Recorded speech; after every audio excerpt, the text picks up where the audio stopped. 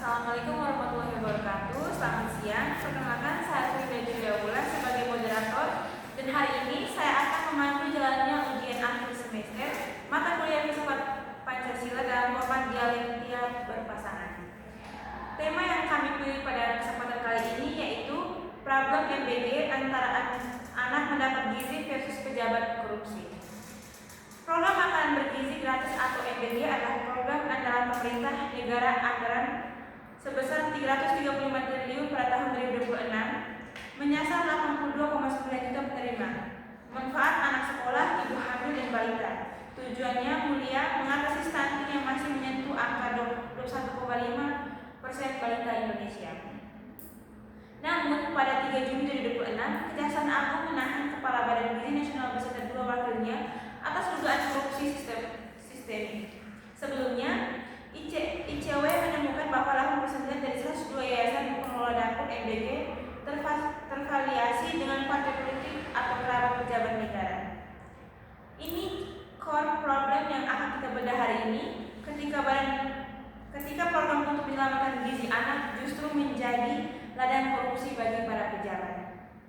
Apa yang seharusnya dilakukan? Harusnya program ini dilanjutkan atau dihentikan dalam direformasi total. Hadir bersama saya, Eva sebagai tim pro dan Helma sebagai tim kontra. Seluruh dialektika ini akan kita bedah menggunakan kacamata filsafat Pancasila, mulai dari kemanusiaan yang adil dan beradab, keadilan sosial, etika Pancasila hingga prinsip musyawarah mufakat. Kita mulai sesi pertama, yaitu tim pro akan menguji tim kontra. Waktu dan kesempatan saya berikan dari sekarang. Oke, baik, saya akan menyampaikan argumen saya kepada tim kontra. Jadi menurut saya program makanan bergizi gratis harus menjadi prioritas utama negara karena menyangkut kebutuhan dasar manusia yang tidak dapat ditunda untuk berpotensi untuk membantu mengurangi masalah gizi anak dan meningkatkan konsentrasi belajar jika pelaksanaannya terus diperbaiki atau dilaksanakan dengan baik tanpa adanya korupsi.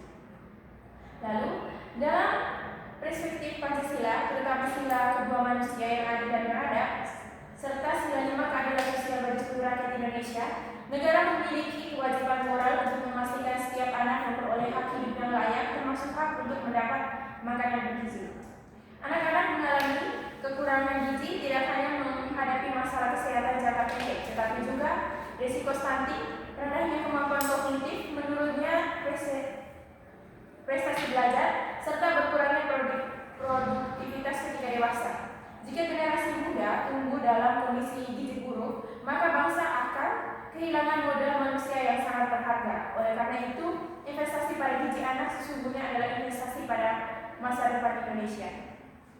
Terus, banyak orang berpendapat bahwa korupsi harus diberantas terlebih dahulu sebelum menjalankan program seperti MBG. Saya tidak sepenuhnya setuju dengan pandangan tersebut. Alasannya begini, karena anak-anak tidak bisa menunggu, lalu proses pemberantasan korupsi adalah pekerjaan besar yang membutuhkan waktu bertahun-tahun, bahkan puluhan tahun. Jika kita menunggu korupsi hilang terlebih dahulu, maka juga anak akan kehilangan kesempatan emas pertumbuhan mereka, maka anak-anak tidak dapat diulang kembali. Terus selain itu, negara yang baik adalah negara yang mampu menjalankan berbagai tugas secara bersamaan. Pemerintah tidak boleh menggunakan alasan masih adanya korupsi untuk mengabaikan kebutuhan masyarakat. Justru negara harus tetap melaksanakan program kesejahteraan sembari memperkuat sistem pengawasan dan penegakan hukum. Dengan kata lain, solusi bukan menghentikan MBG, melainkan harus memperbaiki tata kelola agar program tersebut tetap berjalan efektif atau transparan. Nah, dari sudut pandang etika Pancasila, manusia harus ditempatkan sebagai tujuan bukan sekedar alat. Anak-anak bukanlah objek politik yang harus menunggu sampai birokrasi menjadi sempurna. Mereka adalah warga negara yang memiliki hak untuk mendapatkan perlindungan dan pelayanan negara, termasuk mendapat makanan bergizi dan gizi yang layak. Karena itu, memberikan makanan bergizi kepada anak-anak merupakan tindakan yang lebih mendesak secara kemanusiaan. Lalu untuk pemberantasan korupsi, menurut saya di MBG bukan MBG saja yang ada korupsi. Kalau misalnya ada proyek-proyek lain pasti mungkin ada juga dari korupsi. Nah itu bukan tunggu dulu ini MBG-nya, tapi melainkan harus menegakkan hukum dari pemerintahan itu sendiri, tata kelola penegakan hukum atau tata kelola penegakan sila keadilan sosial di surat Indonesia ini. Bagaimana dari tim kontra?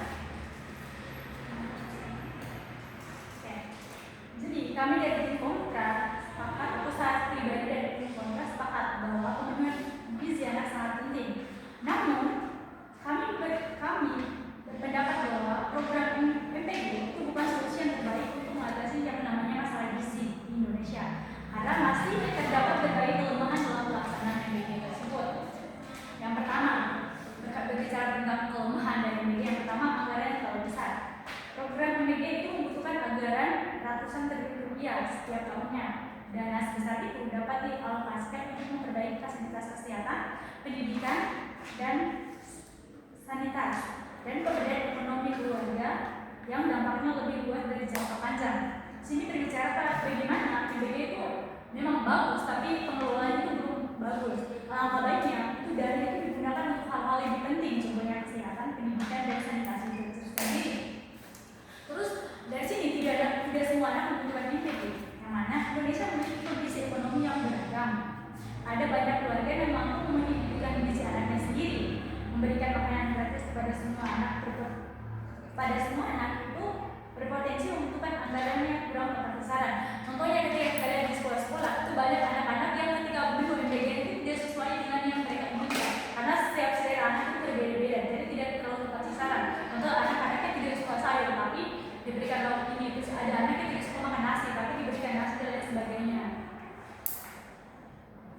Terus yang paling terpenting itu risiko penyalahgunaan dan pemborosan, yang mana penyalahgunaan anggaran dan lain sebagainya itu sangat viral di media sosial, bagaimana dapur MPG itu penggunaan atau pengelolaan uangnya itu disalahgunakan. Contohnya sayur-sayuran atau makanan-makanan MPG itu makanannya itu tidak fresh atau bahan baku MPG itu tidak fresh karena sebagian uang itu diambil atau digunakan tidak semestinya. Sekian dari saya.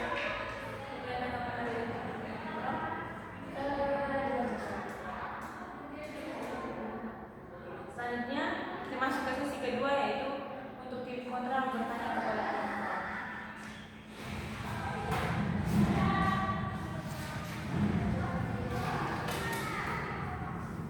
Oke, jadi di sini saya akan bertanya kepada tim pro ya. Pertanyaan saya, apakah lebih baik memberikan makan gizi gratis atau meningkatkan pendapatan keluarga secara langsung? Apakah lebih baik memberikan makanan gizi gratis atau meningkatkan pendapatan keluarga miskin secara langsung? Itu lebih bagus.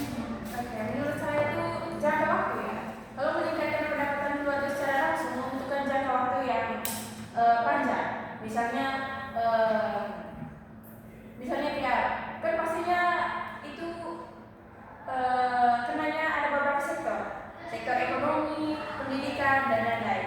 Nah, untuk saat ini mungkin kalau misalnya lebih bagus, kalau misalnya ditanya lebih bagus, otomatis dari saya pribadi memilih pendapatan keluarga karena itu seumur hidup, jangka panjang. Sedangkan MPG mungkin hanya dalam waktu yang terbatas. Tetapi tata pengelolaan yang cepat itu lebih MPG karena MPG kan gizi anak kan. Dia makan dari SD SMP yang lebih berguna untuk negara, lalu dia punya tujuannya, dia punya fungsinya itu untuk bangsa Indonesia.